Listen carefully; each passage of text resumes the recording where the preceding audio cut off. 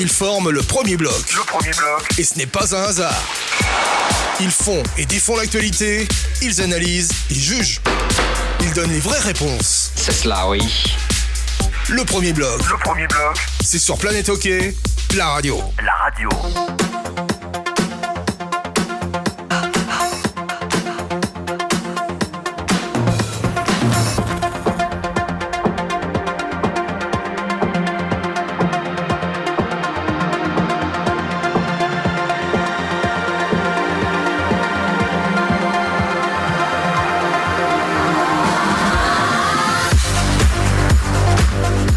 Madame, monsieur, bonsoir. C'est le premier bloc, c'est le Before. Nous sommes, c'est vendredi saint.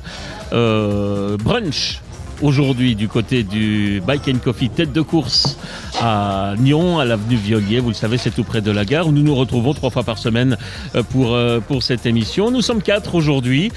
Et beaucoup de plaisir de retrouver comme d'habitude Laurent Perroton. Bonsoir Laurent, bonsoir. Christian Ponty. Bonsoir Ducas. Et ce soir, Laurent Antonioli nous a rejoint.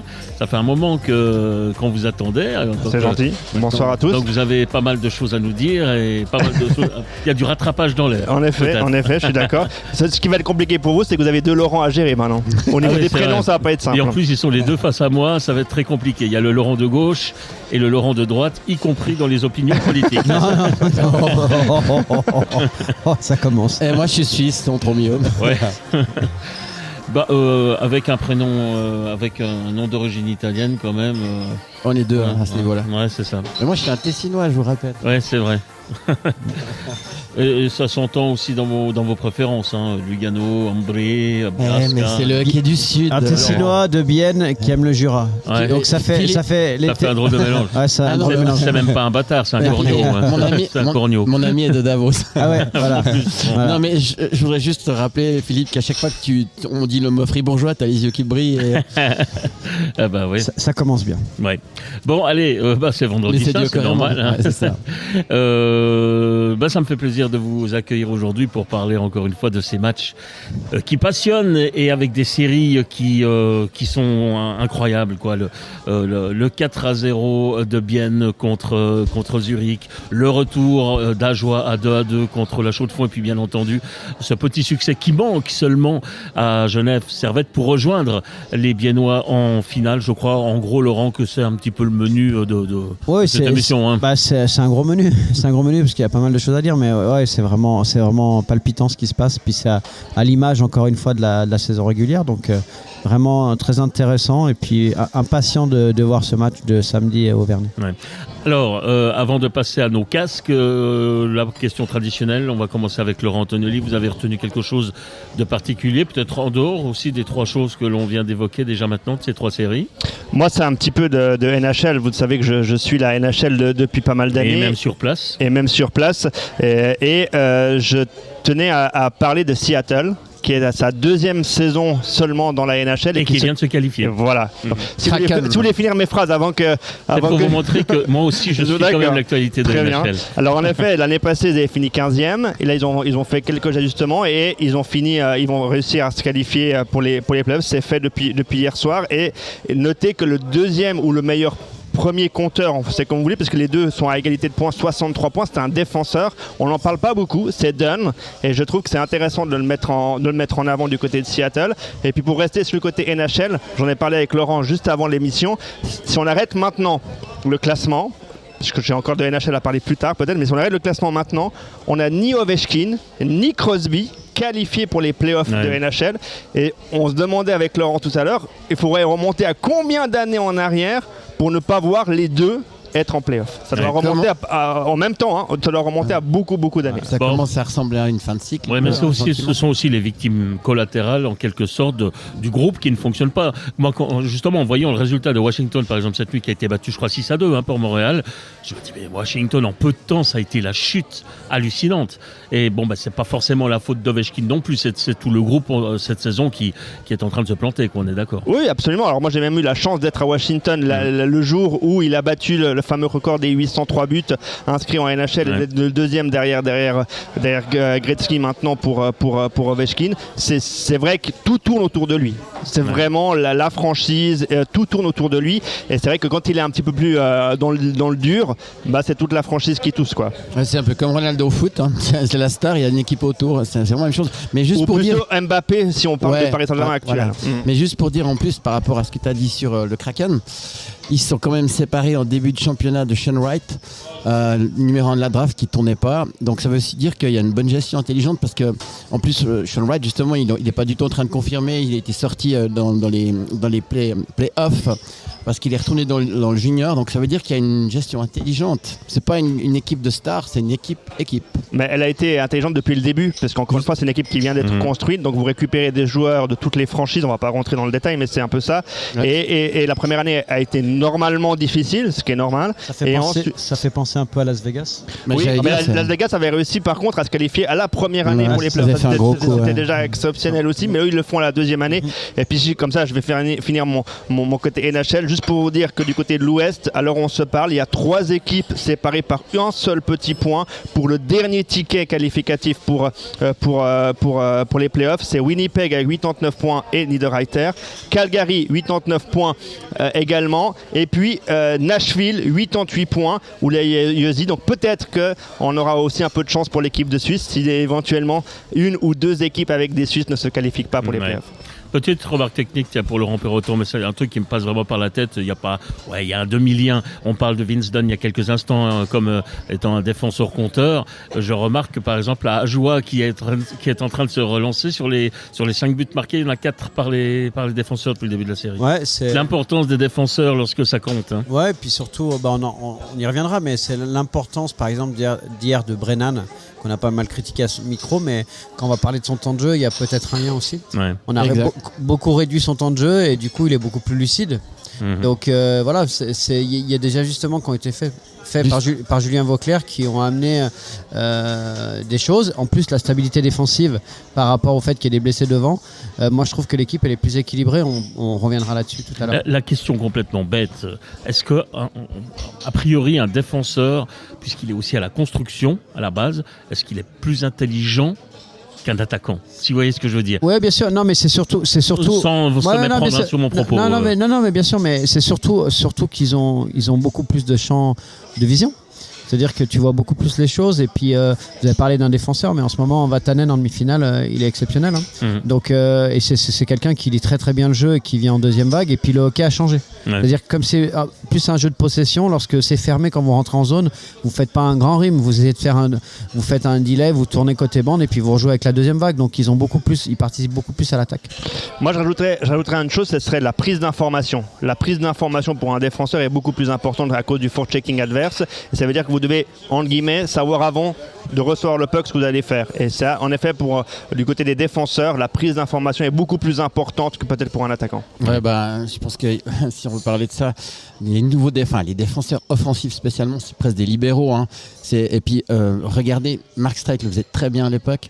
Des fois, tu as l'impression que la zone neutre, elle est tellement contrôlée que tu n'as pas de solution, puis tu dois mettre des pucks au fond. Et quand tu as un bon défenseur, il va te mettre une passe millimétrique. Et il va faire un mouvement. Ouais, mais il va faire un mouvement, il va ouvrir la ligne de passe et il va te la donner à ce moment-là. C'est le créatif. Hein, mais on parle de Mark Streit, c'est aussi un équilibre qui avait Mark Streit avec un gars comme Olivier Keller qui faisait le sale boulot. La carrière de Mark Streit n'aurait été absolument rien du tout sans Olivier Keller, on est tous d'accord. En équipe nationale. Ouais, en NHL, ouais.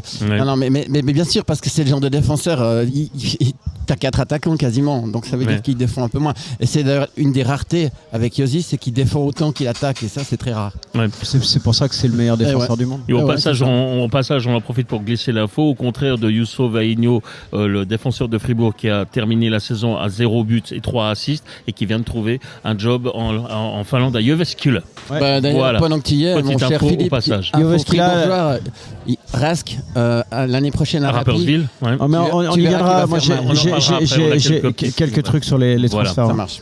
On continue avec un événement qui vous a Non, moi je veux juste compléter ce que Laurent Antonioli vient de dire. C'est quand même le fait que Meyer a passé la barre des 40 buts en NHL. C'est la première fois qu'il le fait. Et Très solide. C'est marrant, on parlait d'Ishier qui allait battre tous les records et puis qu'il allait peut-être battre le record de Meyer, mais c'était avant qu'on sache que Meyer vienne jouer à New Jersey. Finalement, Meyer conserve entre guillemets son avance. Mais tout ça pour dire que je pense qu'à ce niveau-là, les Suisses, ils sont vraiment dans une bonne équipe au bon endroit, au bon moment. Ouais, puis la vitesse où il s'est acclimaté à sa nouvelle équipe, à sa nouvelle ligne, pour Meyer, c'est assez impressionnant. Ouais. Laurent, je vous ai déjà posé la question, il y a quelque chose que vous Oui, non, moi j'ai déjà répondu à ça. Alors, on va partir sur les casques d'or et moi, casques de plomb. je voudrais peut-être aussi donner une info qui m'a un petit peu... Enfin, c'est même pas un casque... on y va avec le casque de plomb. Je vais en faire peut-être mon casque de plomb. Il y a 2 équipes qui auraient dû jouer dans une certaine ligue la saison prochaine et qui ne le feront pas. On le sait, le HCV Sion qui a décidé de pour des raisons budgétaires. Des raisons budgétaires. Et puis, vous avez Saint-Bats. Les Saint-Ibats. Saint-Ibats qui décide de quitter la première ligue. C'est une situation malheureuse, je trouve. C'est peut-être effectivement le contexte financier, mais c'est dommage. Je peux vous répondre par rapport à ça. On en a de plus en plus souvent. Ce qui se passe, c'est qu'il y a eu une promotion sur tapis vert d'un club de deuxième ligue de la région et qui a des plus gros moyens financiers. Et c'est souvent ça dans les ligues amateurs selon les cantons. Et en fait, les joueurs de Saint-Ibats, les meilleurs joueurs, ils vont aller dans ce club à Fleurier. Et du coup, Saint-Ibats, ils se sentent spoliés par rapport à ça. Et ensuite, eux, ils se sont battus pour monter, puis qu'on donne la promotion sur tapis vert. Mais voilà, ça fait partie du jeu et de la conjoncture économique actuelle qui fait qu'aujourd'hui, il y a beaucoup d'équipes qui refusent. Et puis maintenant RDL devient Saint-Imier. Ouais, en deuxième ligue. Et puis, il y a un club de deuxième ligue qui doit monter aussi pour remplacer, parce qu'il y a encore une place de libre. Et a priori, on va proposer ça à Mérin, mais j'ai parlé avec Chris Rivera. Ils n'ont pas actuellement l'équipe et la structure pour. Donc, on ne sait pas. Affaire à suivre. Enfin, pour moi, je trouve que c'est dérangeant ce jeu des chaises musicales. Peut-être rajouter que peut-être Saint-Ibats, ils payent aussi les 3-4 dernières années où ils avaient un rythme de vie pour de la première ligue assez élevé. Avec beaucoup de joueurs de Ligue nationale qui ont été renforcés. Ça a coûté un certain prix. Ça a coûté un certain prix. Voilà, ça c'était un petit peu mon petit coup de gueule en passant de cette soirée. À vous, Christian Ponty, pour le casque de plomb. Alors moi, mon casque de plomb, il est pour Mark Crawford. Pas à cause de son attitude, non. En fait, moi j'ai vu l'interview en suisse-allemand, en anglais, mais sur la chaîne suisse-allemand, où à la fin du match, il lui pose des questions sur le résultat du match, etc. Donc la réponse de Mark Crawford, c'est « Je souhaite un prompt rétablissement à Antti Tuominen ». Qui va lutter contre son cancer, ça c'est normal, c'est d'usage. Ensuite, il a dit en gros que Bien était très rapide, blablabla. Et sur Zurich, rien.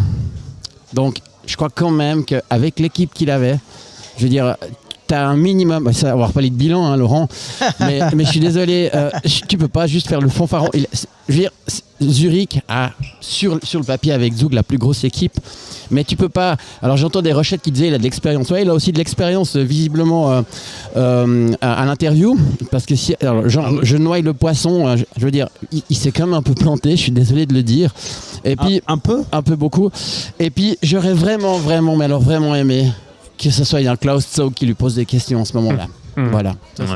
Alors, c'est assez intéressant parce que moi j'avais noté justement dans les points par rapport à la série que pour moi, Mark Crawford, malgré toute son expérience, il n'a jamais trouvé la solution pour battre cette équipe de Bienne. Il a essayé, et en amenant des joueurs, même un joueur étranger qui a joué toute la saison avec Getseka Lions, il a essayé, mais au final, il a été battu par plus fort que lui, tant derrière le banc, et je trouve au final sur la glace par les joueurs de Bienne par rapport à ceux de Zurich. Et le 4-0 fait pour moi très très mal à Mark Crawford par rapport à tout ce qu'il a fait dans sa carrière. C'est quand même un homme qui a levé une Coupe Stanley avec l'Avalanche du Colorado. Même si ça remonte un petit peu, et qui gagnait le titre avec Zurich. Mais je suis entièrement d'accord, je suis un peu déçu que Mark Crawford n'ait pas trouvé au moins une fois la solution pour battre cette équipe de Bienne. Alors entre parenthèses, Sven Leuenberg, qui est le directeur technique des TTC Lions, a clairement annoncé que s'il pouvait garder Crawford à la bande pour la saison prochaine, il le ferait, mais que ce n'est pas lui qui décide. Mais c'est pour vous dire quand même que Leuenberg a quand même des idées bizarres, parce que si on regarde un petit peu, d'ailleurs je l'ai écrit dans un papier, je ne sais pas ce que vous en pensez, mais si on regarde son bilan de ces 5 dernières années, c'est quand même pas terrible Non, c'est avec vrai. les moyens qu'il a à disposition. Mais pour préciser, Et là, il est prêt à repartir dans la même, en gros, avec la même composition, Oui. puisque l'équipe sera la même et puis avec un même entraîneur. Juste pour être complet, Crawford avait plus été engagé pour la saison prochaine que pour finir Ouais. cette saison. Malgré qu'il y a un c'est échec vrai. maintenant, c'est vrai qu'il y a un échec maintenant. Alors est-ce que ça peut tout changer leur vision? Mais la base de l'arrivée de Mark Crawford, c'était plus pour la saison prochaine. Ouais, parce qu'en théorie, le vestiaire répondait plus avec l'entraîneur actuel et il voulait essayer de. Ouais, mais Qui lui vestiaire, ça avait sera le déjà même. signé ailleurs en plus en cours de saison. Le vestiaire, ça sera le même, non? Ouais, ce sera le même, mais vous avez dit quelque chose là. C'est pas lui qui décide. Il n'est Ouais. pas directeur sportif. Oui, mais à un moment donné, vous avez aussi le directeur sportif, il a aussi des patrons. Ouais, Et mais à un certain moment, les patrons les patrons. qui mettent l'argent, celui qui met l'argent décide. Hein, en Ouais, général. celui qui met l'argent décide, mais il connaît quoi, ok.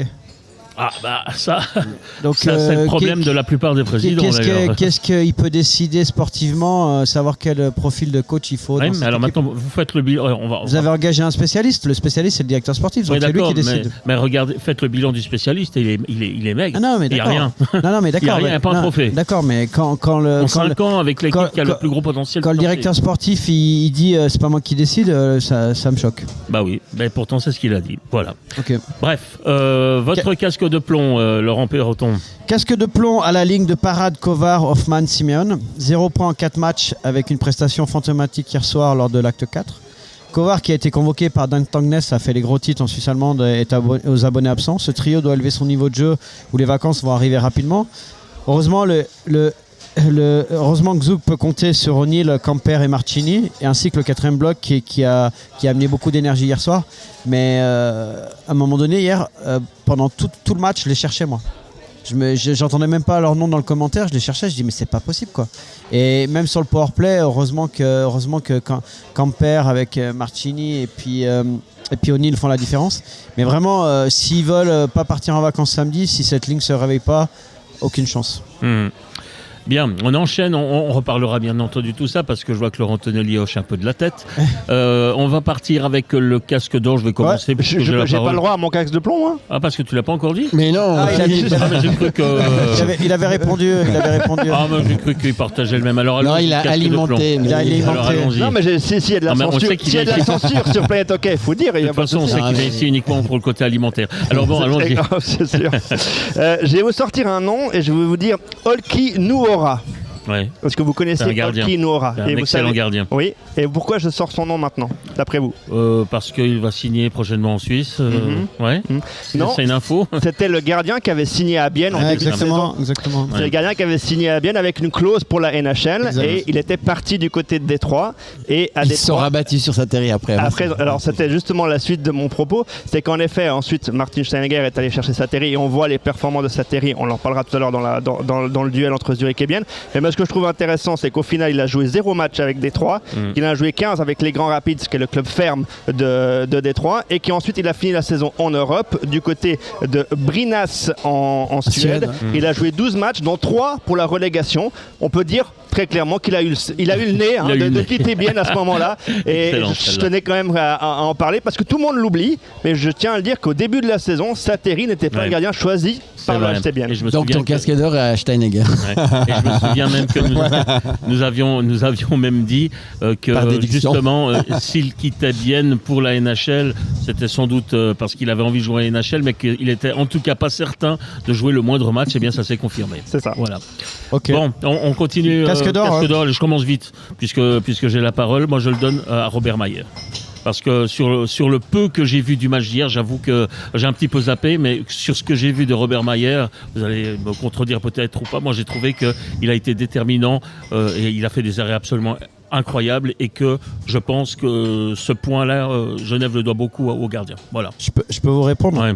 Bah, mon casque d'or, c'est au gardien du Genève Servette, Ouais, voilà. qui réalise des playoffs de haut niveau et qui a été exceptionnel hier soir, et notamment en prolongation. Hein. En prolongation, il y a une passe backdoor. Il est à la lutte avec Herzog et il arrive à la toucher de la botte. Ça, c'est vraiment un arrêt exceptionnel. Lors de l'acte 4, le gardien de 33 ans, né à Virov en République tchèque, vit ses meilleurs playoffs. Hein.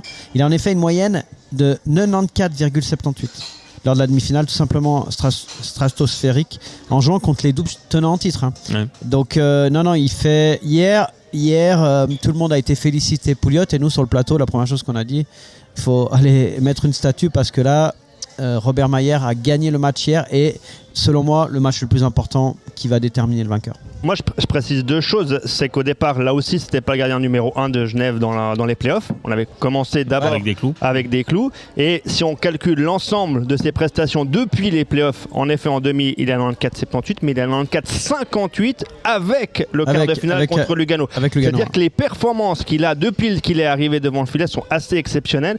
Et moi, ce que j'aimerais bien savoir, et peut-être qu'une fois j'en parlerai avec monsieur Beaulieu, c'est les changements de règlement pour les gardiens derrière les buts. Est-ce que ça l'a pas obligé lui aussi je peux te répondre à devenir plus sage, à être plus sage et donc du coup à se concentrer un peu plus. Je peux te répondre parce que juste arrêter des pucks. Je peux te répondre parce qu'on lui a posé la question en fait. Et en fait, ce qui s'est passé au début, ça s'est très mal passé en fait. Je pense, oui. Le connaissant, il l'a mal vécu et en plus. Ce qui est logique, ça faisait partie de son jeu d'aller très loin et de jouer avec la canne. Même plus loin, c'est logique qu'il était même dans la parano, dans le sens où pour lui, ce règlement, c'était un peu contre lui. Personnellement, il l'a pris personnellement comme ça. Ouais, mais il peut pas, il a joué en Amérique du Nord. La règle existe depuis des années. Il peut pas prendre ça comme ça pour lui. Il l'a pris, je te le dis comment ça a été raconté, il l'a pris un peu pour lui. Et finalement, moi, mon analyse, c'est un poste qui m'intéresse énormément, c'est que le fait qu'il ait plus cette possibilité-là, il reste toujours très très bon dans les lieux où il peut sortir et relancer le jeu, notamment en boxe. Mais surtout, ça lui a amené beaucoup de sobriété.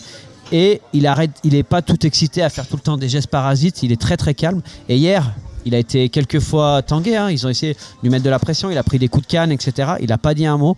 Et c'est mentalement qu'il a beaucoup progressé, parce que techniquement, il a toujours été un très bon gardien. Et dans la constance, donc félicitations à lui. Ouais, alors moi, je vais juste rajouter à ce que vous dites. Est-ce que Robert Mayer n'est pas simplement le gardien qu'il aurait toujours dû être si effectivement il n'avait pas été fantasque avec ses sorties? Et effectivement, Laurent, il a raison. Ce point du jeu, les deux, mais en l'occurrence Perroton sur le coup, qui a déjà dit ça l'autre fois, mais c'est vrai, le règlement. Ça lui empêche d'avoir cette fameuse distraction parce que c'était pas un gardien de play-off à cause de ses sorties. À chaque fois qu'il a entre guillemets merdé en play-off, c'est parce qu'il a fait une mauvaise sortie. Exact, notamment contre Berne, il avait fait une énorme. Puis ça le met dans le trouble après. Et du coup, il coûtait en tout cas un goal par match. Et un goal par match en play-off, c'est énorme. Et c'est souvent ce qui te fait changer. Et en plus, moi ce que je trouve, c'est que où il a gagné en sérénité, c'est aussi parce que justement, il laisse les défenseurs faire leur job. Et lui, il se concentre. Et moi, hier, il m'a fait penser à Giannoni. Dans son calme, finalement, tu as l'impression que tous les arrêts qu'il a fait en prolongation, c'était du Giannoni. C'était le sang-froid d'un Giannoni. Par contre, c'est un très beau gardien, il est propre, il est pur. Et je veux juste rajouter quelque chose, Christian. Je sais pas si vous y avez pensé, mais c'est un truc qui m'a fait tilt tout de suite après le match. Je me suis dit, Berra absent, moi je le prendrai en équipe suisse par rapport aux performances pour remplacer Berra avec Giannoni, justement. Ouais. On a déjà nos deux premiers gardiens de l'équipe suisse là en ce moment en demi-finale. Ouais, c'est juste. Et puis moi, je précise quand même juste un truc parce que je le dis depuis bientôt un mois. Moi, je trouve que Mayer est meilleur que Desclos depuis un moment parce que justement, je le trouvais beaucoup moins nerveux. Et le problème aussi, c'est qu'avant le début des playoffs, il a fait des matchs meilleurs et j'ai l'impression que le fait qu'il soit meilleur, ça a rendu Desclos nerveux à son retour parce qu'il revenait de blessure. Et en fait, je trouve que Genève s'est stabilisé à partir du moment où il a joué en playoff. Et maintenant, il n'y a rien à changer. Il faut juste espérer qu'il continue sur cette lignée parce que là, il est juste phénoménal. En tout cas, c'est vrai que ça fait depuis longtemps en play-off que le gardien adverse de Giannoni ne souffre pas de la comparaison et même se révèle meilleur. Voilà, puisque vous aviez la parole, Christian Ponty, on continue avec vous.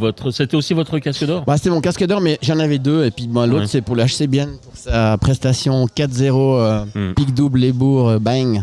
Parce que là, ça fait mal. Mais alors là, juste par rapport à ça, je vais quand même juste rajouter une chose qu'on dit depuis le début avec Laurent, et puis avec qui on n'est pas d'accord avec Monsieur Ducaro, l'importance de la glace et du premier match. Moi, je pense que cette série, il en mange très bien sur le 1-0 à la maison, parce que ça change tout si tu gagnes pas 1-0. Et je pense qu'après, là, typiquement, ton avantage de glace, et puis c'est valable sur les deux séries, autant pour Bienne que pour Genève, on voit comment c'est dur d'aller chercher la glace à l'extérieur. Et faut pas oublier qu'il gagne 1-0 sur un pub dévié de rien. Et je pense que là, tu mets tout de suite un gros pion. Et ça, je pense que pour moi, cette série, elle est bien lancée parce que déjà, ils finissent bien contre Berne. Et ensuite, parce qu'ils gagnent le 1-0 à la maison. Ouais. Comment dire, je trouve pas le terme, c'est pas grave, mais est-ce que vous seriez adepte du changement, du style des séries 2-2, 1-1? Moi j'aime bien, moi. En Suisse, il n'y a pas besoin, il n'y a pas des gros déplacements. Pas des gros, mais moi Je suis assez d'accord avec Christian. Mais moi j'aime bien les deux formules. Bien les deux formules. Mais donc, autant ça fait du sens sur une HL quand tu fais 8 heures d'avion, ça je suis d'accord. Je suis d'accord. Autant là. Après c'est sûr que je pense que le Servette Lugano, s'ils auraient voulu, on aurait fait un 2-2, je pense que tout le monde aurait c'est vrai. Mais ça c'est l'extrême en l'occurrence. Genève, Davos, Genève, Lugano, je pense que c'est vraiment les deux plus longs déplacements. Mais en général, je pense en Suisse on peut rester comme ça. Et culturellement, vous allez pouvoir me répondre, mais je ne sais pas si en termes de public, on est prêt. On est prêt à aller 2 fois à la suite dans la patinoire. Déjà que, par exemple, à Genève, on voit comme c'est compliqué d'arriver à remplir. À Grenoble, oui, visiblement. Oui, non, mais 0 et rien. Non, mais il n'y a rien d'autre autour. Je Je suis d'accord d'un truc. Et puis ça, c'était assez flagrant. Moi, j'ai été voir, je sais pas si toi, Laurent Antonioli, t'es allé à Bienne et puis à Genève. Mais en tout cas, le premier match de play-off à Bienne versus le premier match de play-off à Genève, la différence. Alors, à Bienne, t'es en play-off. Ça gueule. Il y a des monstres. Alors, j'ai rien contre les tifos, mais c'était vraiment. Tout le monde était là 2 heures avant. C'est plus mesuré. C'est exactement, voilà. Ce que je veux dire, c'est que là, et puis on en parlera après, je pense, mais ils ont vraiment besoin de leur public, là. Ils ont besoin. Qu'ils soient à l'heure en même temps. Ouais. Parce que là, les gens, ils arrivent tout le temps. Ouais, c'est un peu, c'est différent comme mentalité, mais c'est vrai que là, le samedi soir, là. À Bienne, on va au match, à Genève, on va au spectacle. Ouais, un petit bonne image. Un petit peu. Il y a de ça, les gens, ils arrivent. C'est moins de culture, ils arrivent beaucoup en retard. Franchement. J'aimerais bien voir Genève avec une nouvelle patinoire parce que ça a donné un sacré coup de punch du côté partout d'ailleurs dès qu'il y a une nouvelle patinoire. Ça c'est très très important pour la suite.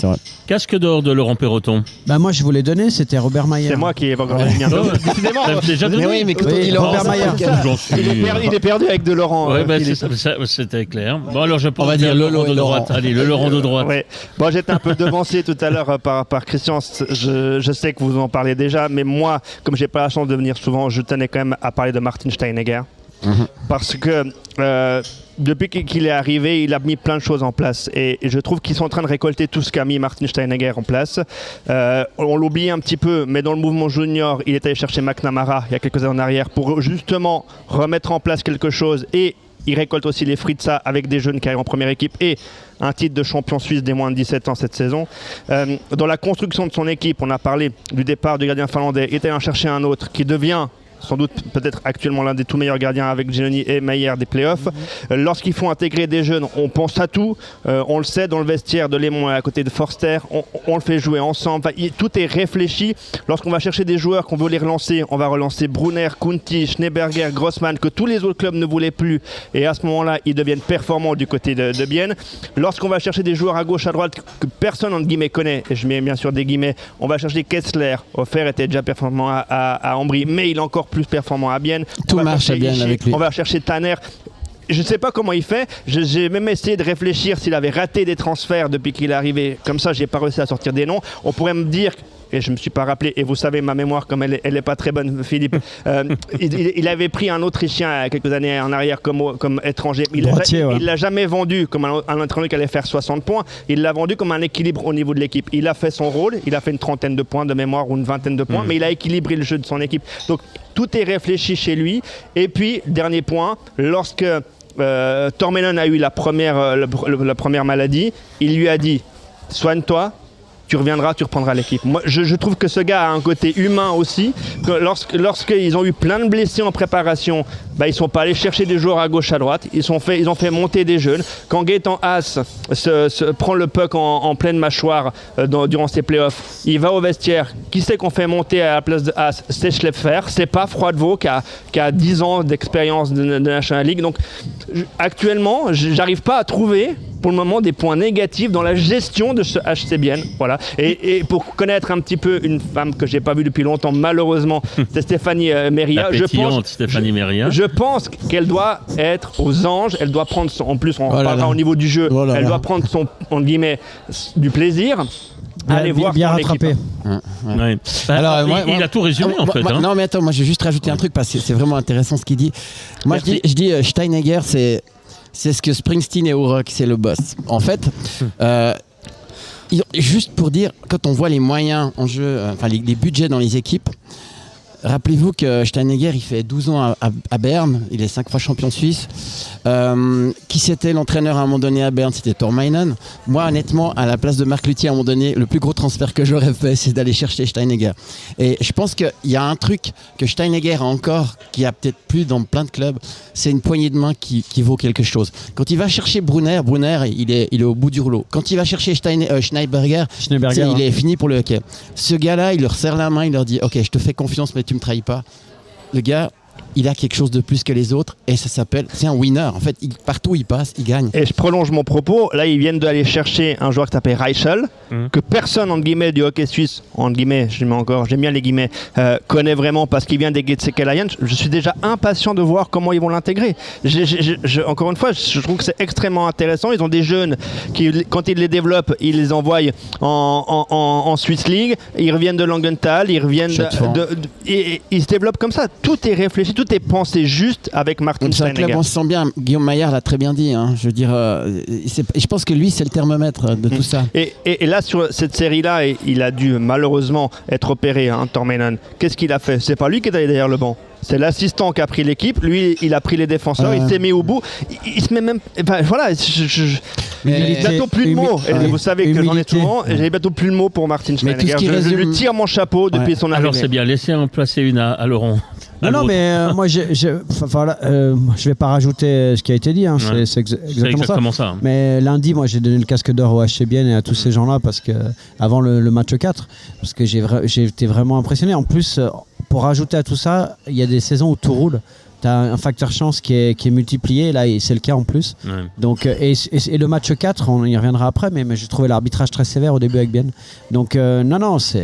Mais voilà. le côté chance, moi, il me déplaise dans ce terme chance, parce qu'on a l'impression que... Non, c'est pas de la chance. Voilà, moi on en parlera sur les matchs. Partie de chance. Non, mais ça provoque la chance. Ça provoque, mais je te donne un exemple. C'est plus que de la chance chez eux. Je te donne un exemple. Le shoot de Fradvo. Attends, on va pas parler d'abord des matchs maintenant, parce que je veux en parler après, mais moi je trouve que le mot chance ne va pas avec le HC Bienne. Je suis pas dans d'accord. 5 secondes, je coupe votre micro, Laurent Tognoli.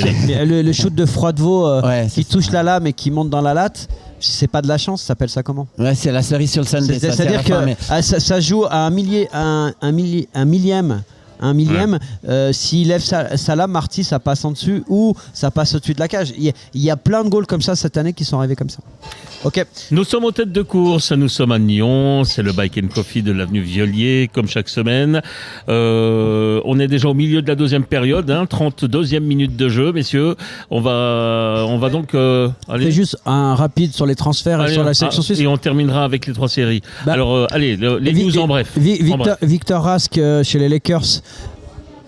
Je le dis aujourd'hui, je pense que ça sera l'un des meilleurs étrangers du championnat avec Edlund. Ouais. Ensuite, Pat Aymon, deuxième assistant à Fribourg, très bonne pioche. Et puis surtout, dans la relation humaine, à titre individuel, je pense que ça peut amener des choses. Mais en même temps, on est impatient de voir aussi quelle sera la place de Pat Aymon au milieu de Rosa, au milieu de Dubé. Je ne sais pas trop comment ça va se passer à ce moment-là. Moi, je les vois un petit peu comme le trio qu'il y a à Genève avec Trey.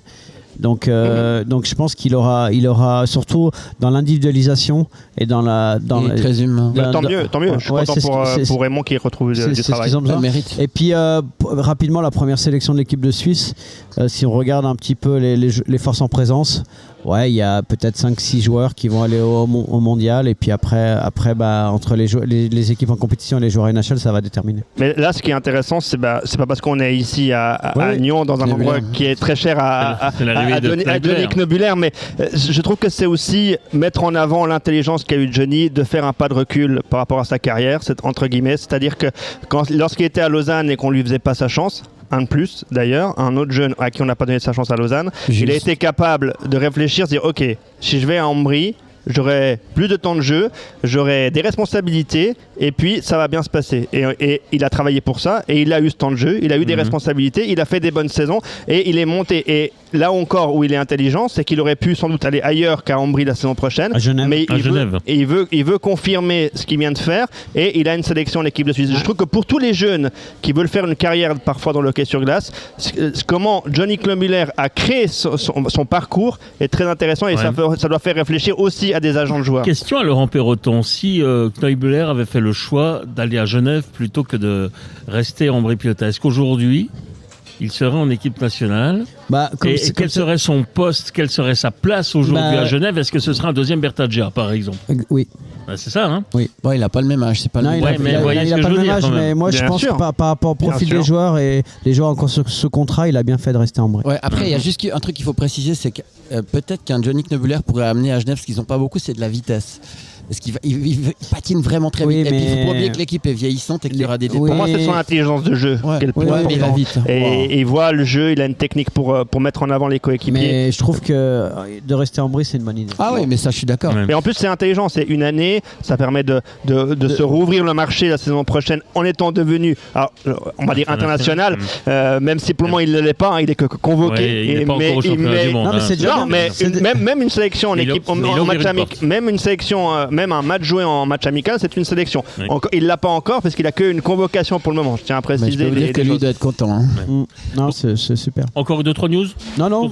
Alors, juste rajouter par rapport à ce que Laurent a dit, peut-être qu'on l'a dit l'autre fois, mais en plus, Tchereda met un pied avec l'équipe de Suisse. Ouais, ça on l'avait dit. Non, mais ce que je veux dire, au-delà de ça, l'intelligence de Fischer, parce qu'il y a beaucoup de gars qui prendraient pas un gars comme Tchereda parce que potentiellement il peut le remplacer un jour. Il s'en fout.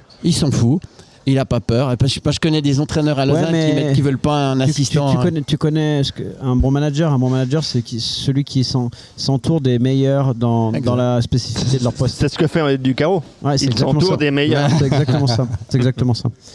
Ok. Bien, allez, on y va avec les séries. Alors allez-y, quelle série vous voulez? Laquelle vous intéresse le plus? De bas vers le haut, les ligues en bas. On commence par celle qui est terminée. On commence par celle qui était. Ok, on y va. Allez, c'est parti. Alors, le 4-0 de Vienne contre Zurich. Non, mais je vous donne quelques chiffres qui sont. Pour revenir à ce qu'a dit Laurent, je donne quelques chiffres quand même. L'efficacité scoring, on joue contre pour moi, intrinsèquement, individuellement, le meilleur top 6 de Suisse en défense. Okay. Zurich. Je suis d'accord. 16-30, c'est tout simplement hallucinant. Powerplay, qui était leur gros point faible en championnat régulier, on en a beaucoup parlé, 46,15.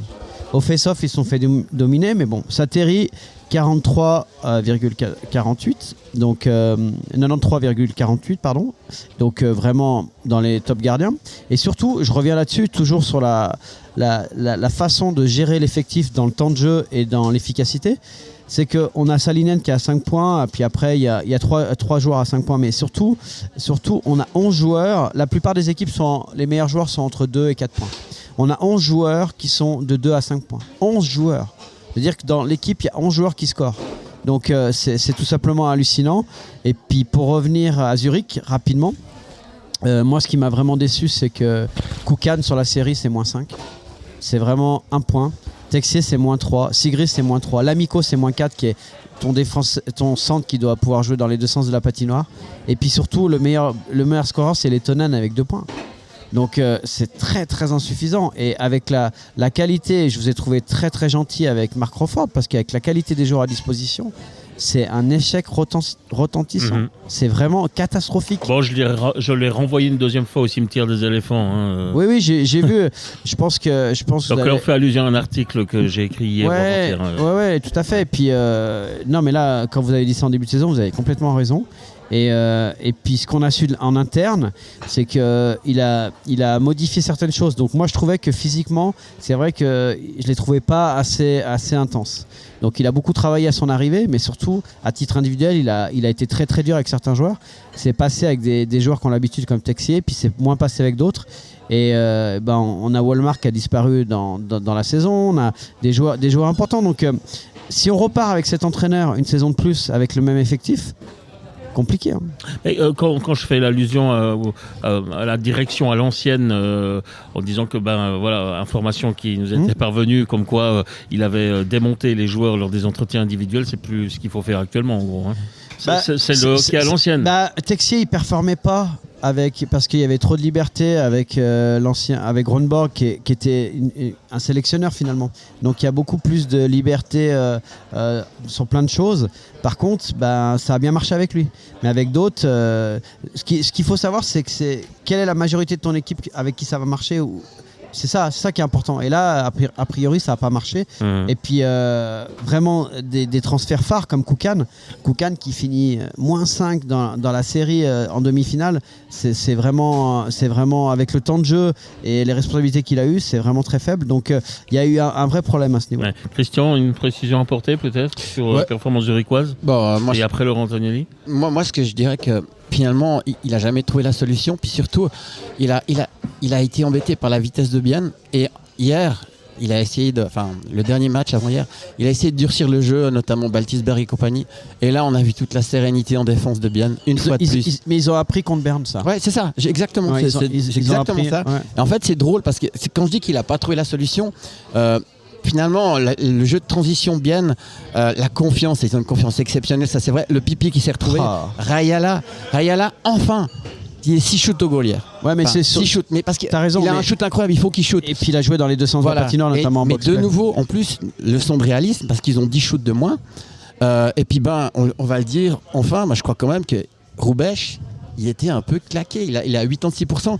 Et tous les coachs qui sont dans ces séries, en général, ils ont à un moment donné alterné leur gardien. Est-ce qu'il n'aurait pas dû quand même donner un jour de repos à son gardien? Parce qu'à un moment donné... 15 secondes, c'était pas assez? Ouais, c'est ça. Voilà. Non, mais ça fait partie du cirque, exactement. Mais voilà, mais ça, moi, je l'aurais défendu. Quand j'ai écouté les émissions, moi, je l'aurais défendu. Et je crois que c'est Laurent qui en parlait. Pour moi, c'est juste prendre un temps mort. Oui, mais bien sûr. Plus loin mais bien que ça, sûr. voilà. Bien donc sûr, tactiquement, c'est bien joué. Mais bien sûr, mais je crois joue avec le règlement. Mais il l'a fait 2 fois. c'est pas très correct. Voilà, exactement. C'est pas correct pour qui, sportivement? Demander à Laurent Perroton. Vous avez vu la tête à Weber quand il est rentré au banc, pas? Si il a 10 ans de plus, il lui pète sa canne sur la tête. Ouais, et puis pour être franc, honnêtement, je vais dire, Stéphane Rochette en a parlé. Il le respecte pas, il le respecte pas durant la saison, il se blesse et là il le respecte pas. Tu peux le faire évidemment, mais avec qui? C'est pas un junior Weber, c'est le gardien d'équipe nationale. Moi je pense que c'est là-dessus dans la gestion humaine. Je crois pas qu'il le prend comme ça le joueur. Il comprend bien que son joueur. Non mais va voir les images. J'y comprends bien. À un moment, Weber, il est assez intelligent pour se dire que mon entraîneur est en train d'essayer de prendre un temps mort. Je suis pas d'accord du tout avec toi, Laurent. Non, mais Weber, Laurent Antonioli, je suis d'accord avec toi, mais je pense que le joueur il se sent blessé. Et ça c'est nul. Un entraîneur. Je pense pas. Non, alors moi je te dis, le joueur il se sent blessé. Ah non, mais c'est sûr. Parce que là tu sais, et c'est pas un backup lambda. C'est un super gardien qui va peut-être même faire encore un petit bout en équipe suisse. On sait pas dans quel état il est, mais c'est juste pour dire que quelque part, bien sûr, oui, j'ai compris que c'est un faux temps mort. Ok, d'accord. Mais sur le fond, quand tu le fais 2 fois, tu vois son body language, il est pas heureux. Au bout d'un moment, il dit. Et puis de l'autre côté, Van Pottelberg joue. Mais vous parlez vous parlez pas du fond du problème. On parle pas la même chose. Si on avait donné un départ à Weber, j'aurais trouvé ça aussi très bien. Mais moi, juste, on va pas revenir sur ce match-là parce qu'on a tellement de choses à parler sur ces séries-là. Mais je veux dire, moi, je pense que le joueur est capable de comprendre ce que fait son entraîneur en ce moment-là. C'est juste ça. On parle pas du fond du problème. Le fond du problème, c'est que Crawford, il veut faire du cirque. C'est ça. C'est tout. Quand il insulte les arbitres et qu'il y a les micros à côté. Oui, mais on parle pas là aussi. Nous, on parle pas de la même chose, Laurent. Non, mais tu sais très bien qu'il a les micros à côté, il le sait très bien. Oui, mais on parle pas de la même chose. Quand il fait ça, c'est exactement pareil. Moi, je suis pas d'accord. Acteur studio, Hollywood. Non, je suis pas d'accord. Bref, mais tout ça pour dire aussi que, parce qu'on parle justement de Crawford, je voulais juste dire, regardez quand il y a eu cette fameuse punition sur Bodenman. Vous avez vu la réaction du banc de Bienne qui a souri. Versus justement Crawford. Sérénité. Voilà. Ce que je veux dire aussi, c'est qu'à ce niveau-là, ça m'a déçu. Ça m'a déçu. Et puis, bon, après, évidemment, j'ai envie de dire que toute réussite a une certaine. Mais quand même, voilà, on revient à ce que tu disais avant. Stoney avec Antti, c'est le duo gagnant. Et puis. Juste un petit truc. Vous parlez. Non, mais pas ça. Mais vous parlez de Stoney, mais je vais vous rappeler quand même quelque chose, c'est que Yakovenko et Love, pour moi, à l'heure actuelle, c'est les meilleurs défenseurs étrangers des playoffs. Et c'est des gars, si on prend la masse salariale et qu'on compare les défenseurs à Zurich et il n'y a pas photo. Et ça, qui a été chercher Yakovenko? Donc non. Ouais, bien sûr. Et mais puis, je redis ce que j'ai dit avant. En matière de choix de joueurs, de profil, Martin Steinegger a fait tout juste. Je ne sais pas si Christian a fini sur Bienne. Non, j'ai une dernière chose à dire. J'ai trouvé très sympa, c'est Brunner, c'est la belle histoire. Et par rapport à ça. Vous avez entendu, il avait une blessure, il avait pour 5-6 semaines. Et puis en fait, Burgler lui a dit, mais écoute, nous on a un gars incroyable à Ambry.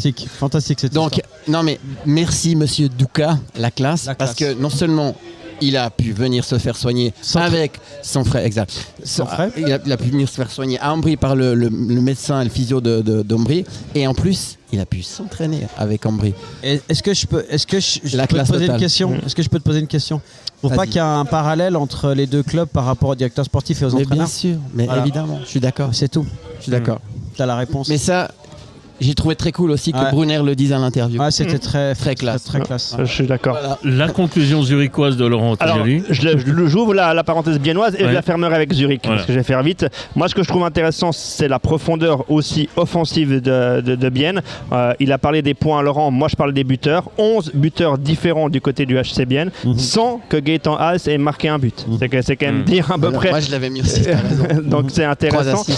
On parlait de power play et de box play du côté de Bienne qui a bien fonctionné cette série-là. C'est 12 joueurs utilisés différents sur le power play, 14 sur le box play, c'est-à-dire que vous amenez de l'énergie et des gens toujours frais sur le power play, donc ça aide aussi pour pouvoir faire des bonnes passes, des bons choix et ainsi de suite. Et puis là, je reviens à ce que disait Laurent. Moi, ce que j'aime dans cette équipe de Bienne, c'est la sérénité.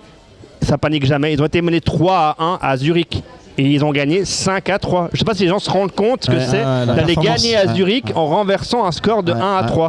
Et parce que le powerplay a aidé, c'est sûr, mais la jouerie n'a pas changé. On joue en collectif. C'est un collectif qui est huilé. Tout le monde sait ce qu'il doit faire en zone offensive. Ça joue ensemble. C'est un hockey moderne, c'est plaisant. Je reviens à ce que disait tout à l'heure avec Mme Meria. Je pense qu'elle adore voir son équipe, pour ne pas dire autre chose actuellement. Roubaix, on en a déjà parlé. Je reviens sur les offensifs de Zurichois. C'est impossible d'avoir un tel effectif et avoir 5% de réussite au tir du côté de Zurich.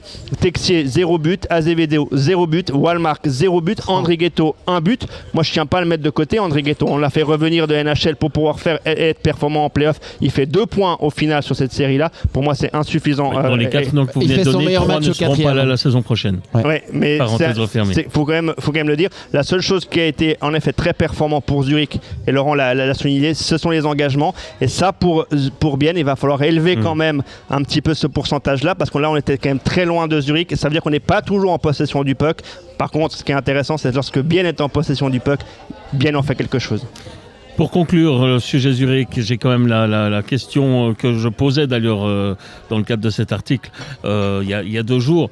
On se retrouve avec la même équipe zurichoise la saison prochaine, puisqu'il n'y a que des contrats longue durée, ou alors il faudra casser des contrats. Tiens, ça rappelle justement l'histoire lausannoise, comme je le rappelais. On change les étrangers, voilà, c'est-à-dire qu'il y aura des étrangers en moins, il y aura le seul changement, ça sera les étrangers.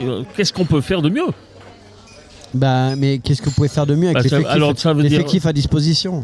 Pour moi, la faute de goût, c'est l'entraîneur. Pour l'instant, je suis désolé. Non, mais vous avez une superbe équipe là. Bien sûr. C'est ça que je veux dire. Mais on risque de se retrouver avec le même entraîneur et avec la même équipe, avec peut-être 2 étrangers, 2-3 étrangers différents, Texier en moins. Alors il y en a qui vont vous dire que ça va lui permettre de préparer comme il faut et puis de faire une bonne saison et qu'il va être champion.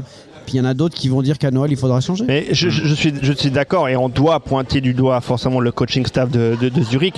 Mais après, je redis la même chose. Ceux qui sont quand même sur la glace, ça reste quand même les joueurs. Les choix de jeu faits offensivement, techniquement d'avoir pas été performants, ça reste quand même Texier, ça reste Azevedo, ça reste Walmark, ça reste André Ghetto. Quand vous finissez une série, vous avez 0 joueur à Zurich à 3 points. 0 joueur à 3 points. En face, Bienne, c'est 5 joueurs à 4 points ou plus. À un moment donné, les joueurs doivent aussi prendre leurs responsabilités. Ils peuvent toujours montrer du doigt l'entraîneur. Oui, bien sûr, il faut. Mais je pense que les joueurs aussi doivent se regarder parfois dans un miroir et se remettre aussi en question. Et si vous faites un comparatif des joueurs, Laurent a dit 5 joueurs à 4 points et plus. Et vous comparez à l'effectif de Zurich, dans les joueurs, il y a Kessler qui a 4 points. Vous faites un rapport qualité-prix, là vous avez gagné au loto. Hein. Et je rappelle que Künzle, par exemple, est un ancien joueur de Zurich. Mais bien sûr, lui, il se régale. Lui. Et c'est pour ça, en conclusion, que je disais que pour tous ceux qui attendent une révolution du côté de Zurich, vous pouvez l'oublier parce qu'elle n'aura pas lieu. Elle aura lieu avec un bon choix des étrangers. On ne pourra pas se tromper à ce niveau-là. Ouais. Messieurs, on passe à la série encore ouverte. C'est-à-dire, est-ce que Genève va gagner en 5 matchs ? Moi, je pense que hier soir sur le plateau, j'ai dit une chose. J'ai dit l'équipe qui va remporter le match hier soir en OT gagnera la série. Donc, je pense que Genève a de fortes probabilités de le gagner chez lui. Et surtout, moi, ce qui m'inquiète du côté de Zug, j'en ai parlé depuis le début de saison, c'est les performances des défenseurs.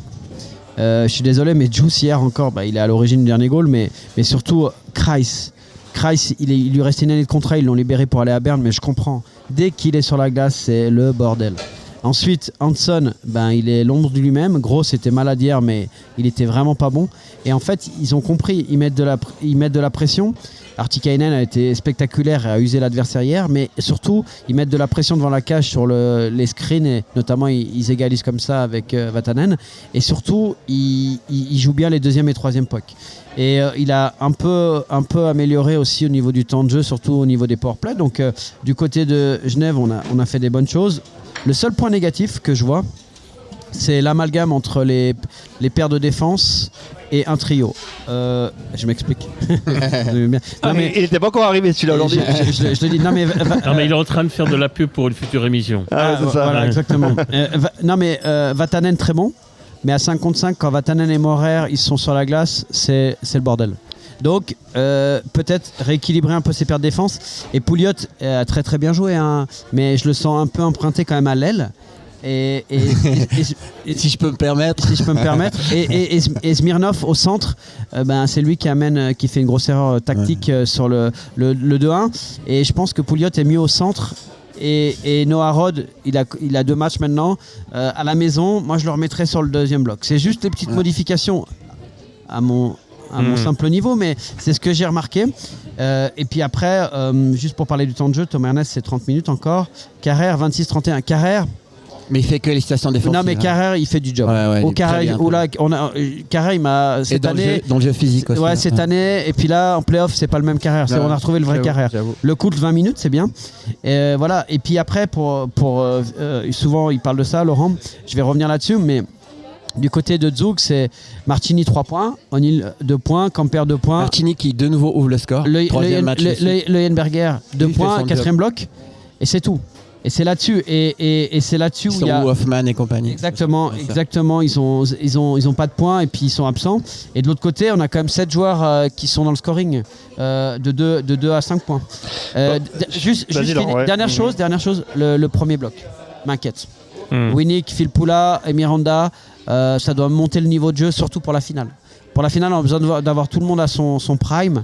Et là, moi j'ai souvent dit que Winnick, j'étais pas d'accord avec le fait qu'il allait à la Spengler. Bon, il veut aller avec sa sélection nationale. Il a 39 ans aussi. Mais quand il est revenu de la Spengler, Joris, ça l'a remis sur le droit chemin.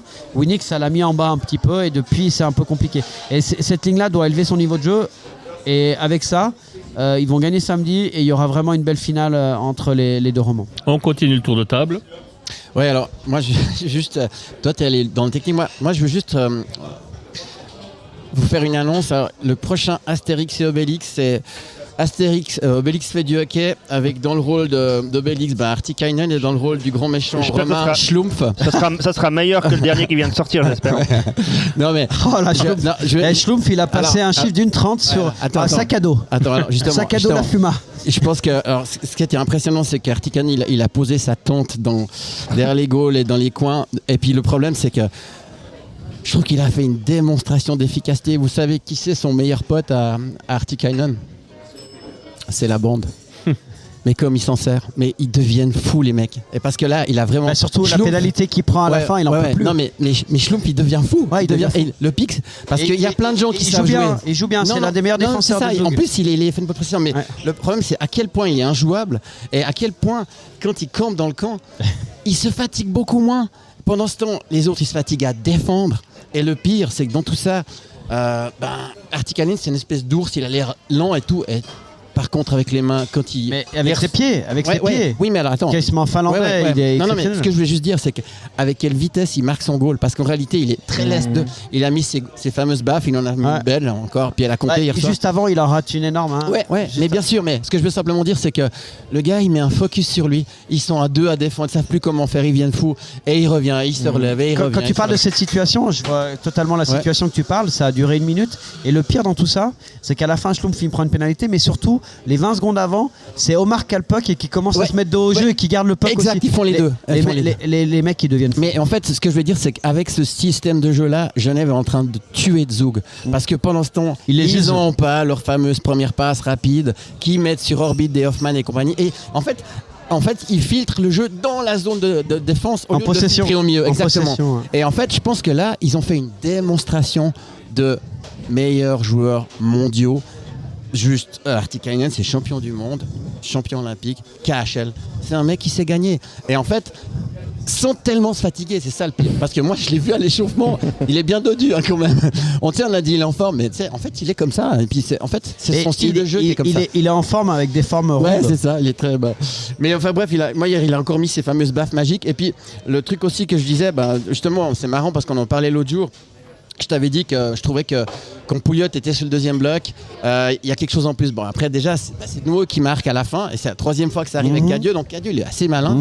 Même chose pour Noah Rod. Il joue que 10 minutes de temps de jeu, mais 30 dernières secondes sur le dernier shift du temps réglementaire. Qui est sur la glace? Noah Rod. Donc, je trouve qu'il a une utilisation judicieuse de ses joueurs au bon moment.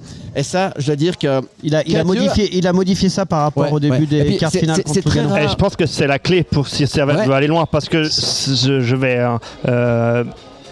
parler peut-être, si on doit se projeter un peu plus loin, actuellement des temps de jeu globaux depuis le début des playoffs. C'est intéressant ça.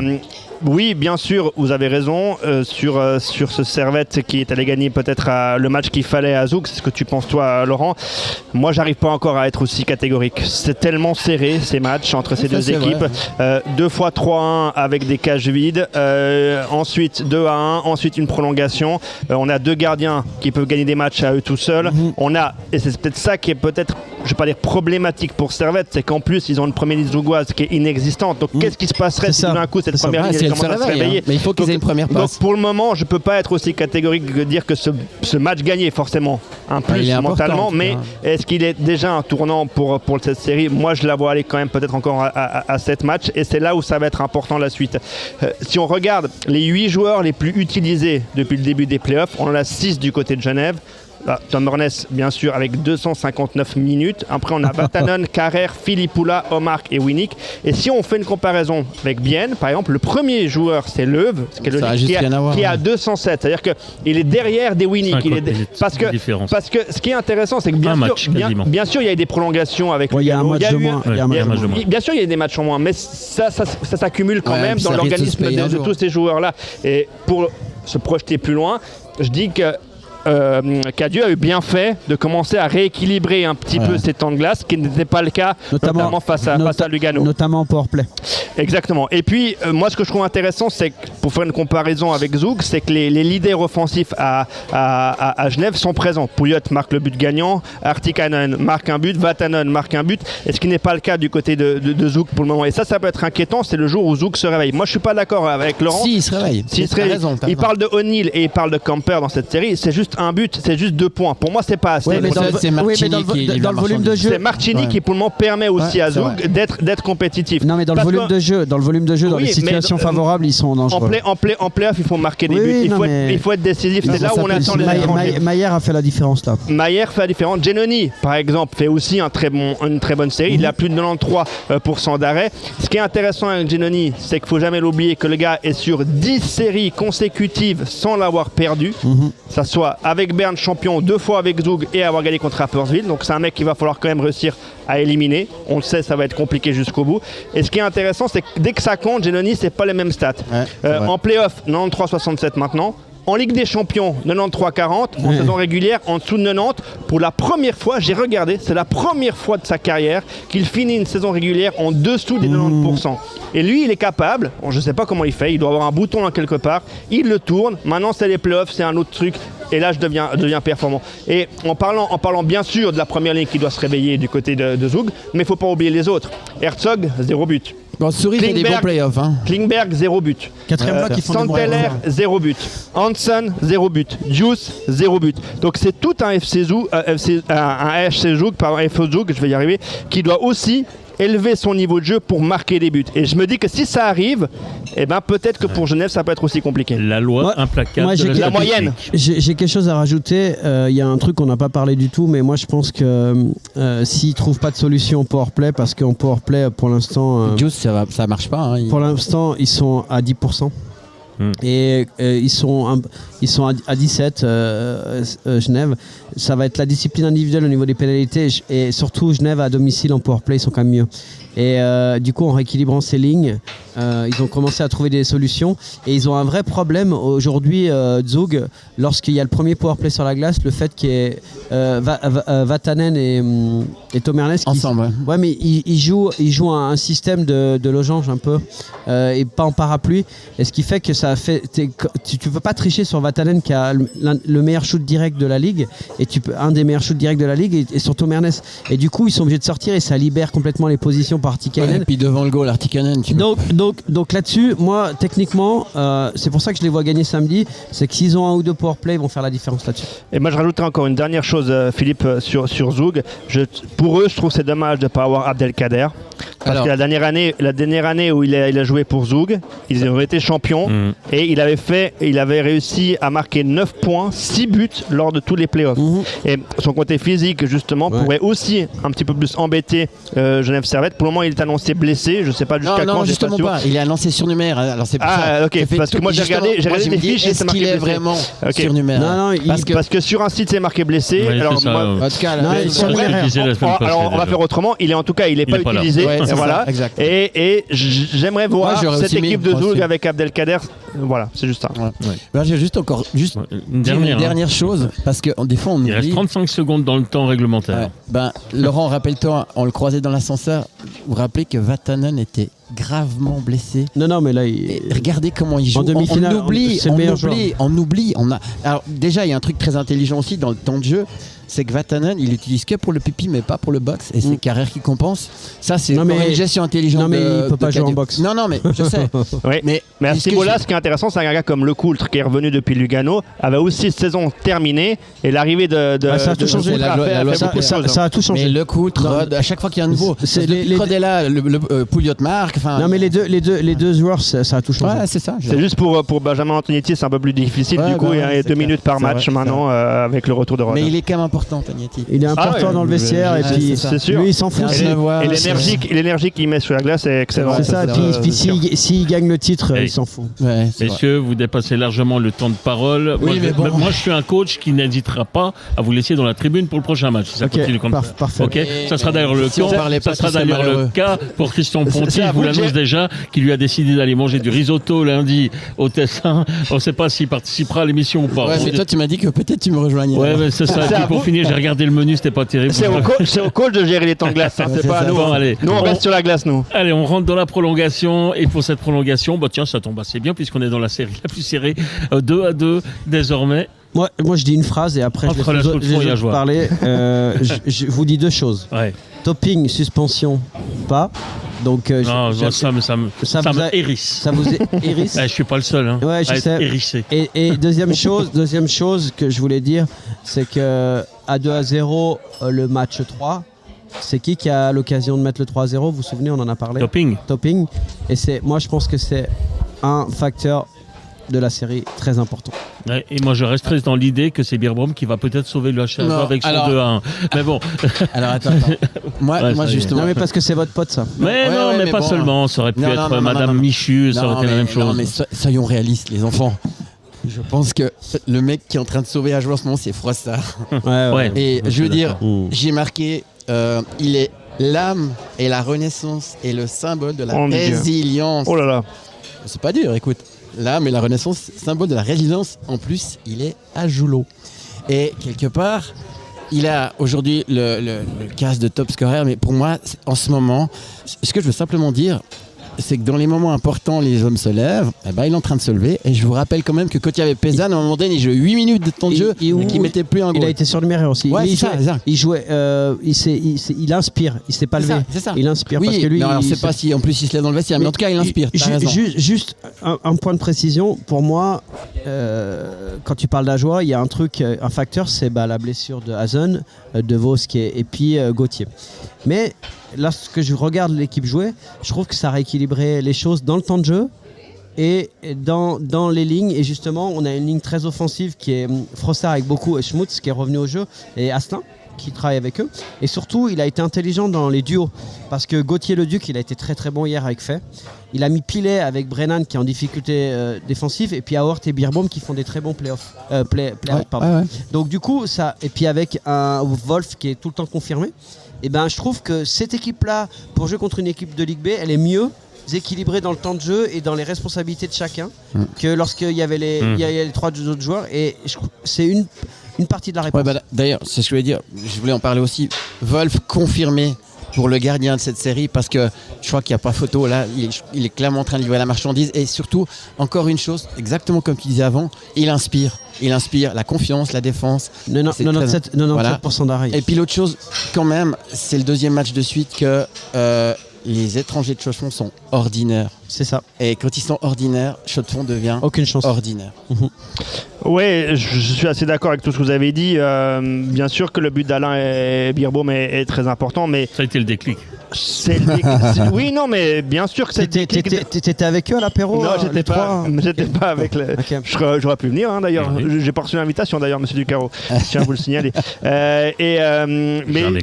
Mais moi, je pense que quand même, si on doit, pour le moment, dans cette série, c'est le but d'Howard qui fait la différence. C'est évidemment. Après, c'est le but d'Howard, c'est clair. Parce que si vous perdez, c'est 3-0. Si Alain Beerbaum marque et qui en prolongation, c'est Howard qui. Il n'y a pas de goal d'Howard. Ça changera rien. T'as raison, Laurent, mais si Topping il a à 2-0. Arrête là, t'as raison, Laurent, ça suffit. Non, mais ça fait beaucoup de si tout ça. Non, mais Topping à 2-0, il a vraiment une énorme chance. Mais le 3-0, c'est fini. Je suis d'accord. Donc ça joue vraiment pas à grand chose. Et dans cette série, ce que je découvre, entre guillemets, il s'appelle Adam Ronquist. On connaît un peu l'histoire, enfin je crois que vous avez expliqué l'histoire de son arrivée du côté d'Ajoie. Neuchâtel, il a joué en MySports, ils ont été relégués. Et depuis 2 matchs, c'est 3 passes. 3 passes depuis 2 matchs avec lui. C'est un joueur d'impact en plus. Et donc c'est assez intéressant de voir que cet apport de cette licence B permet à Ajoie dans cette série de pouvoir passer l'épaule. Je ne sais pas s'ils ont fait le plus dur, je ne sais pas où en est la Chaux-de-Fonds, mais je pense que par rapport à tout ce qu'Ajoie a mis en place maintenant depuis 2 ans, je pense que c'est bien si c'est Ajoie qui reste. Maintenant, ça va être encore serré jusqu'au bout. Match 5, hein. Juste Frossard, Romanenghi et Runquist, c'est la ligne de centre. Et quand je parlais de l'équilibre, ils jouent très bien défensivement. Et Laurent a parlé du goal d'Howard, mais c'est Runquist qui donne la passe.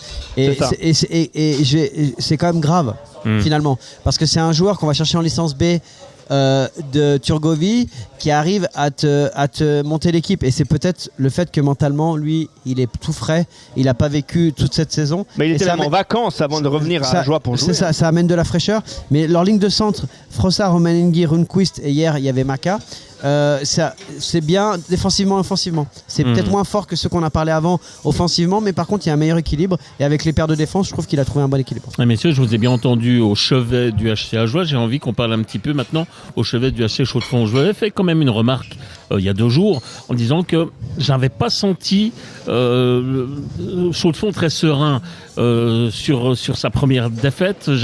C'était pas le même Chaux-de-Fonds, et j'aurais parié très franchement sur une défaite de la Chaux-de-Fonds et un retour d'Ajoie. Voilà, c'est peut-être du nez, je sais pas, mais toujours est-il que la Chaux-de-Fonds la Chaux-de-Fonds d'il y a une semaine n'est pas la Chaux-de-Fonds actuelle. Ils ont un coup de mot, simplement. Mais là, qu'est-ce qu'on va voir? Louis Matt, c'est à Louis Matt de trouver les solutions. Sur le match 5, c'est à Louis Matt de trouver les solutions. Celui qui va gagner le match 5 va gagner la série.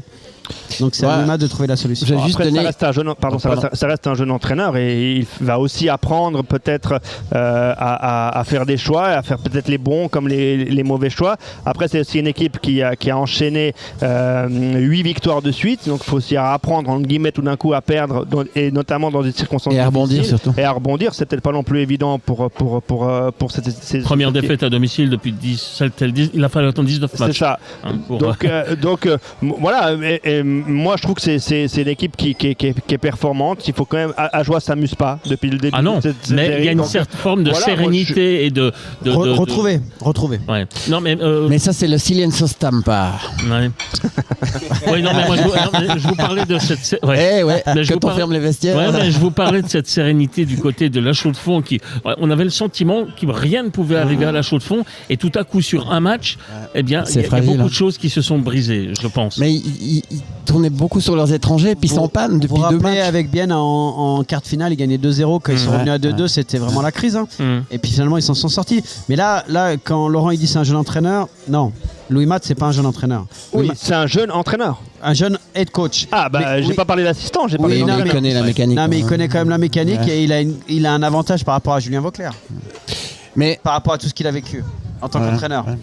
Même dans le on nous met le sablier. Le sablier. Non, mais ce que je veux dire par là, c'est que c'est à lui de montrer aussi sa capacité à gagner s'il veut aller en national. Oui, mais moi je peux accepter que tout d'un coup dans le langage, les mots à choisir, c'est peu la même chose lorsque vous êtes assistant et entraîneur. C'est vous qui êtes face à l'équipe, c'est vous qui faites le discours. Le côté leader. Donc à un moment donné, je pense que Louis Matt va avoir des mots, va essayer de relancer son équipe, mais peut-être qu'il va pas avoir les mots, peut-être qu'il va avoir les bons, on n'en sait pas. Et moi je l'accepterais que par sa jeune expérience en tant que head coach, si tu préfères Laurent, peut-être qu'il va faire juste et peut-être faux, je sais pas. Pardon, mais Julien Vauclair, comme head coach, il n'a pas une grande expérience. Non, mais justement, je voulais vous dire. J'ai pas parlé de Vauclair, j'ai parlé de Matt. Moi, je parle d'humain là. Julien Vauclair, dans ses positions quand il était joueur, c'était quand même un leader. Tu as aussi un côté leader qui doit ressortir dans ces moments-là. Donc, ça, c'est une chose. Et puis, moi, j'ai juste sorti une dernière stat. J'ai regardé au niveau des gardiens, des shoots. Voilà, ils ont un peu fait du bien sur ce coup-là à jouer, c'est-à-dire qu'ils shootent 32 fois contre 40 et ils gagnent. Ils sont plus efficaces en shootant moins. Bon, ils ont retrouvé un pipi pour une fois. Ouais, oui, c'est du 32 shoots pour Ajoie versus 40 à Chaux-de-Fonds. C'est l'inverse. Je vais contrôler, mais je te dis moi je crois pas. Ouais. Enfin bref, mais en tout cas, je parlais de confiance par rapport au pipi déjà. Et puis prochain match, celui qui gagne, t'as des balles de match derrière, donc la tension, ça va être terrible. C'est sûr. Mais moi encore une fois, je trouve que pour parler de Vauclair a fait un sacré job depuis qu'il a repris l'équipe. Il était à quelques minutes parfois peut-être même de se sauver face à Langnau. Donc voilà, oui, c'est un jeune entraîneur. Mais déjà, il a refait gagner Ajoie en championnat. Absolument. Il a redonné de la confiance dans l'équipe. Il a donné du temps de jeu à ceux qui en avaient moins avec. Il a déjà fait mieux que Pézanne, qui était un entraîneur confirmé. Donc je suis d'accord là-dessus. Et oui, bien sûr, c'est aussi un jeune entraîneur, comme ça l'est aussi pour Louis Matt, je le dis et je le répète, parce que je trouve qu'il faut aussi accepter que parfois un entraîneur puisse avoir un échec lorsqu'il est à sa première année à la tête d'une équipe. Je suis désolé, ça peut pas être que tout rose parce qu'il a gagné autant de matchs et puis ensuite il en a perdu un ou deux, ce serait tout d'un coup un mauvais entraîneur ou je sais pas. Ben voilà. Ouais. Bon ben messieurs, on va en rester là pendant que Laurent Perroton nous prouve qu'il est un faux geek parce qu'il n'arrive pas à rentrer sur la Wi-Fi du. si, je suis rentré, mais ça marche pas très bien. Bon, c'est vrai que ça marche pas très bien. Tant pis, on complétera encore tout ça lors de notre prochaine émission qui aura lieu lundi, même un lundi de Pâques, on est là pour vous. Mais il faut dire qu'il y aura encore eu des matchs entre temps. Il y aura des matchs incroyables. Ça peut être décisif des deux côtés. De la folie. Pas décisif pour la série Ajoie à Chaux-de-Fonds. Mais... Et pour une fois, il n'y a pas de match ce soir. Ouais. Je vous repose la question. On va s'ennuyer là. Regardez de la NHL. Laurent, tu commentes. Ce que je me suis demandé. Donc j'avais raison, c'est 32 shoots pour Chaux-de-Fonds et 41 pour Ajoie. D'accord. Voilà. Désolé. Pris en flagrant délit, Christian Ponty. Bon messieurs, on va en rester là. Alors je vous souhaite une bonne soirée en famille. Et puis ça va faire du bien. Ouais. Demain, on va chercher les lapins demain matin. Ah oui, les œufs. Les œufs. Chasse aux œufs. Ouais. Ah, ça va être sympa. Vous venez ou pas? Non. Pour les œufs? Ouais, j'ai autre chose à faire. Ouais, bon. Il est plutôt lapin. plutôt lapine à mon avis. Bon. Mais vous êtes con parfois. Non mais c'est pas marqué qu'on doit être tout le temps sérieux non plus. Seulement parfois, ça va. Bon, je vais remercier Laurent J'ai pas mis Antonioli. d'adjectif devant lapin. Je vais remercier Laurent Antonioli, je vais remercier plaisir. Christian Ponty, je vais plus ou moins remercier Laurent Perroton d'avoir encore une fois participé à cette émission que vous pouvez réentendre d'ici moins d'une heure, toujours sur Planète Hockey la radio. Vous avez également le podcast. Comme il n'y a pas de match ce soir, eh bien, on vous remettra également en rediffusion demain sur Planète Hockey la radio que vous pouvez obtenir en allant sur le site planètehockey.com qui vous tient au courant de l'actualité du jour. N'oubliez pas que le hockey sur glace c'est bien, mais le hockey sur place, même quand il n'y a pas de match, c'est mieux. C'est mieux. C'est mieux. Ouais. Mais par contre, on compte sur vous pour donner de la voix lors des derniers matchs, surtout des matchs Genève. romande, hein, surtout à Genève, parce qu'il y a besoin d'un petit coup de boost. Et on est à une victoire d'avoir une finale 100%. Et vive le hockey romande. Alors, La finale. j'ai lu sur les réseaux sociaux qu'on aura une finale aux 2/3 suisse-allemande aux 2/3 françaises. Mais bon, c'était un journal zurichois. C'est Klaus Saug encore fait Ouais, des c'est siennes. ça, Il est exactement. déçu qu'il n'y ait pas Langnau Bern en finale. bon, allez, en tout cas, on va conclure comme d'habitude en disant Et vive le hockey romand. et excellente fin de journée, bonne fête de Pâques à toutes et à tous. Et à lundi, c'était Bye bye. le Bye premier bye. bloc. Bye bye. Bye bye.